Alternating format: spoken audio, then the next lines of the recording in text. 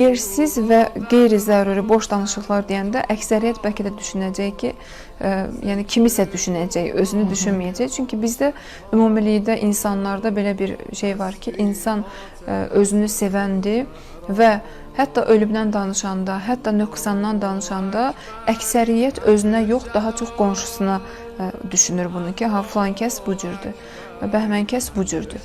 Məsələn, indi misal kimi bunu deyirəm sadəcə.